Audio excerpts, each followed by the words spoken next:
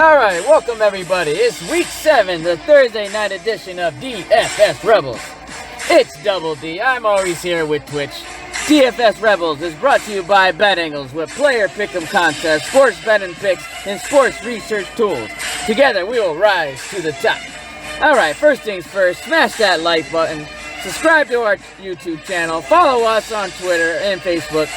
All right, it's the Thursday night game between the New York Giants and the Philadelphia Eagles. So let's get into it. So make sure you join the rebellion. Woo! Yes, sir. Dun, dun, dun, dun, dun, dun, dun, dun, dun, dun. Dave, it's week 7. Yes, wow, it's already...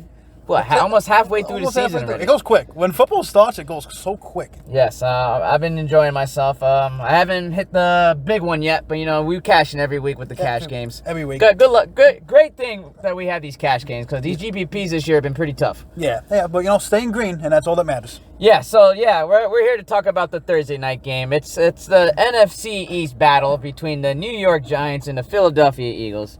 The Eagles are a 4-point favorite, and the over-under is 45 points. The injuries that were noted about for the Giants, Xavier McKinnon, Saquon Barkley are out. And for the Eagles, Miles Sanders is out, Jason Peters, Malik Jackson, Zach Ertz, and Austin Jeffrey.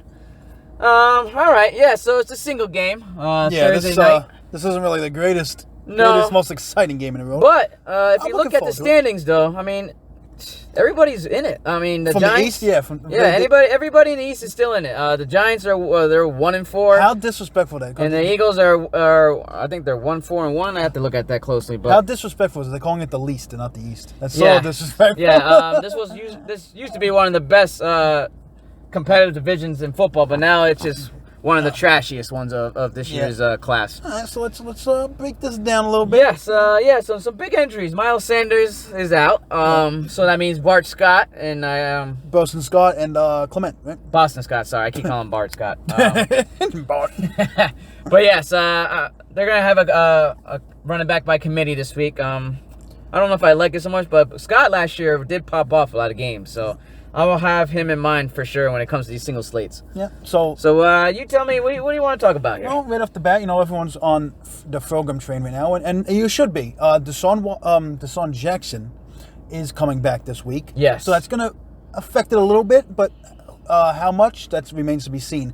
But talking about season-long leagues for a second, whoever's investing a lot into Fulgham, don't heavily invest yourself too much, because Rager's coming back, I think, next week.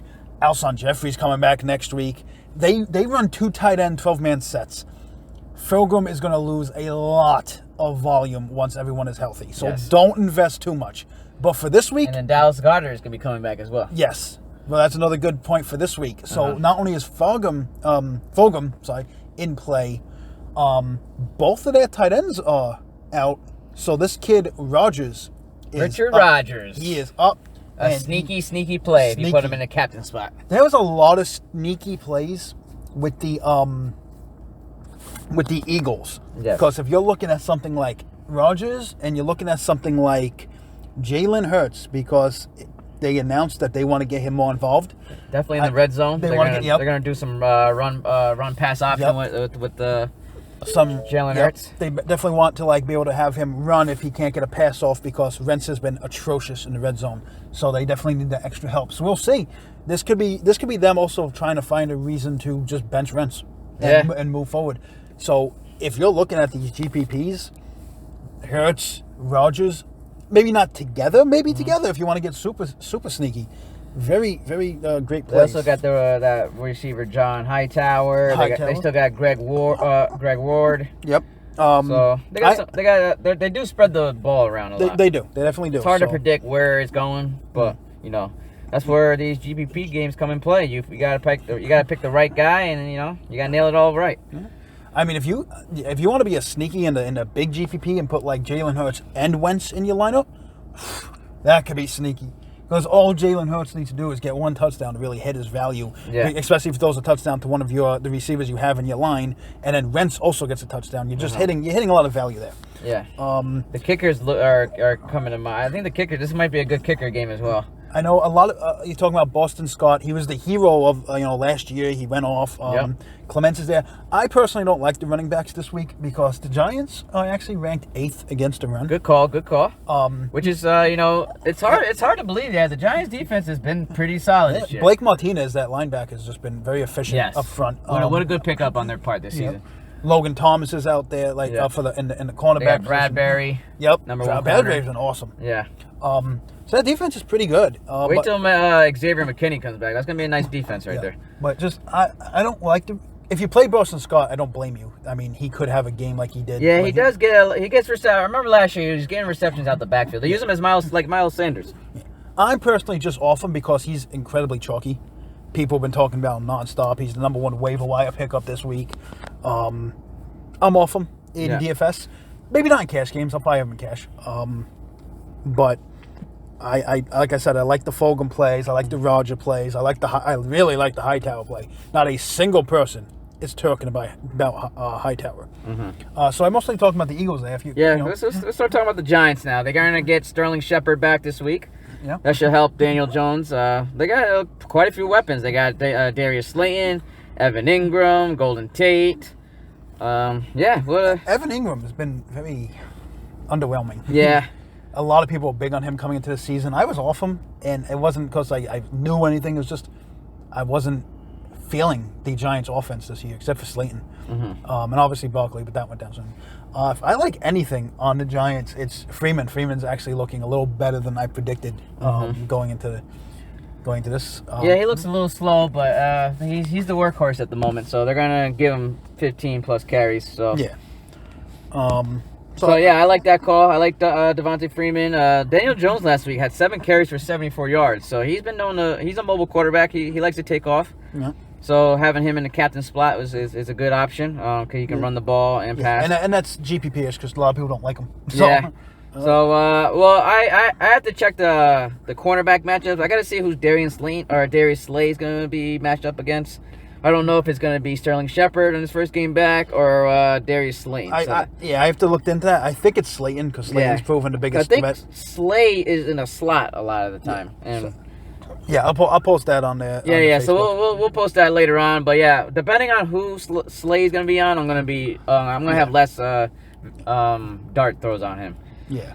I like Freeman. I really just like the Eagles on this one. Even the kicker. I like Grant Guinell's been solid for the Giants. They're not scoring a lot of touchdowns, and the Eagles do have a solid defense, and the Giants are haven't been scoring a lot of points lately. Yep. And they use the running back to try and get closer to the field goal line for the kicker. So yes, that's a good call if you want to use the kicker and Freeman, and then bring it back with a lot of the Phillies. I like that call. Yep.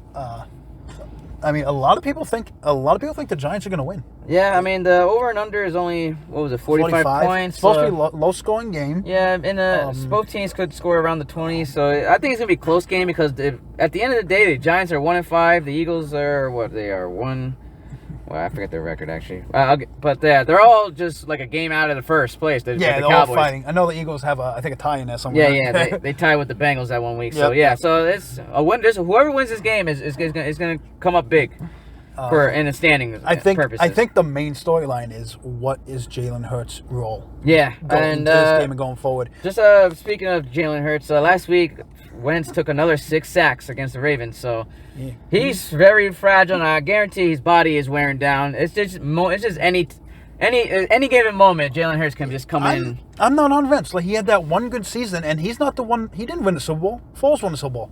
Yeah. Like, I think he's done. Like, everyone is, when he was drafted and he looked good, everyone said this was the new Aaron Rodgers. Yep, and I don't know about the new Aaron Rodgers. Another thing to note for the Eagles, Lane Johnson, their offensive tackle, is returning in this game, so that's pretty big for them. Yeah. So that's a big help for Wentz. I think he's their right tackle. So. Yep. Yeah. So that's big. But yeah, I don't know. I mean, it's not the most exciting game, like I said.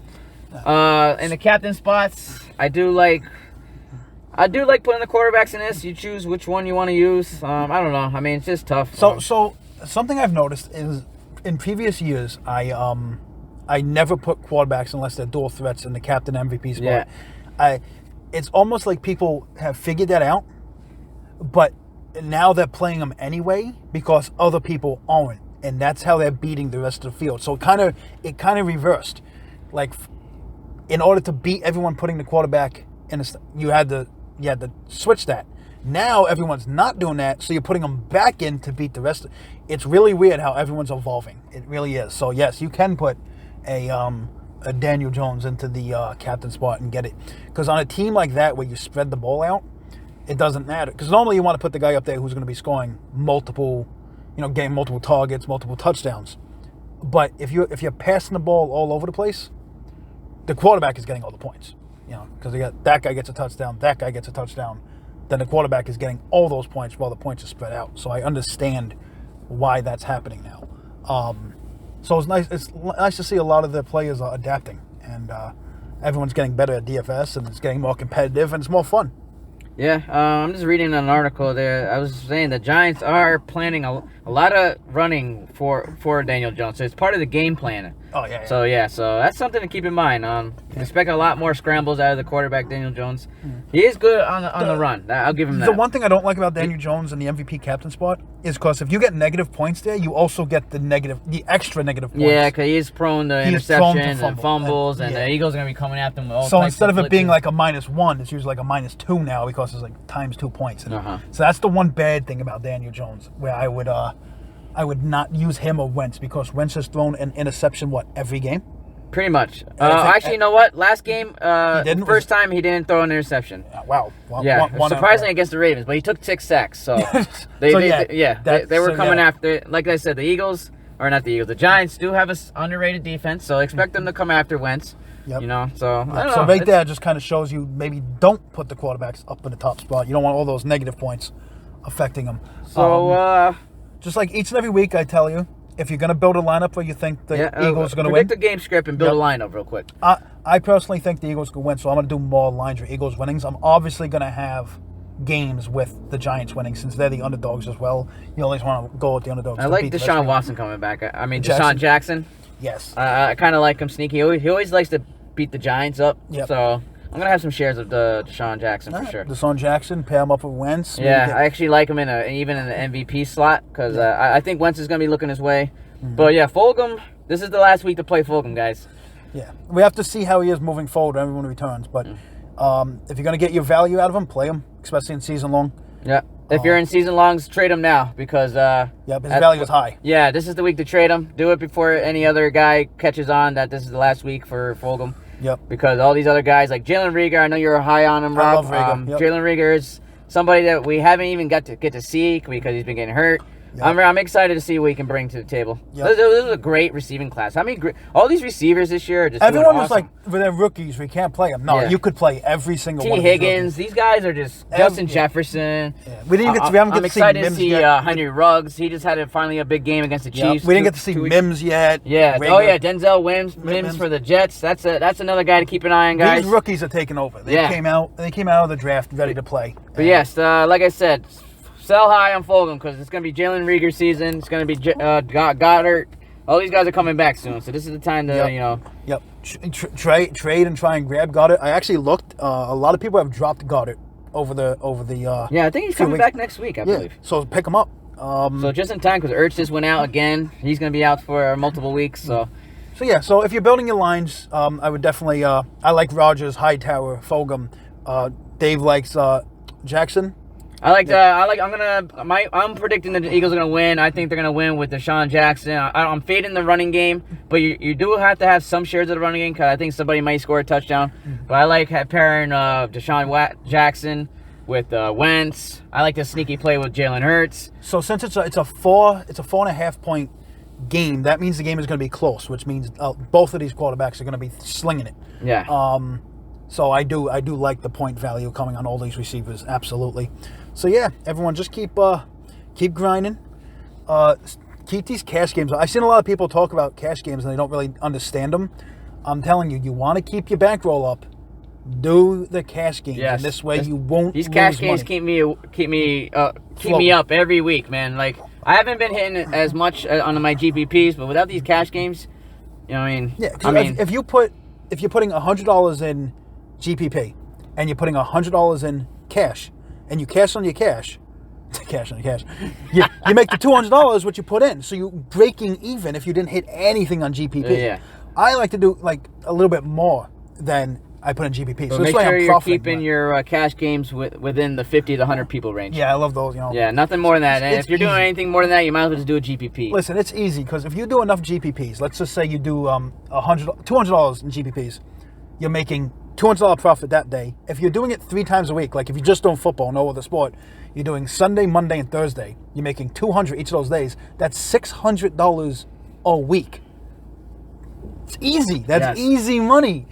Oh, I love Listen to what Rob's saying, guys. That's the way to do it. Easy money. I'm not telling you what plays to play. I'm telling you what contests to play to keep it up.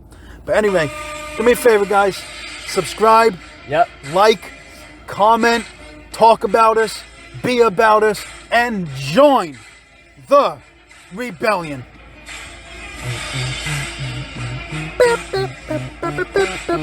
Thursday night.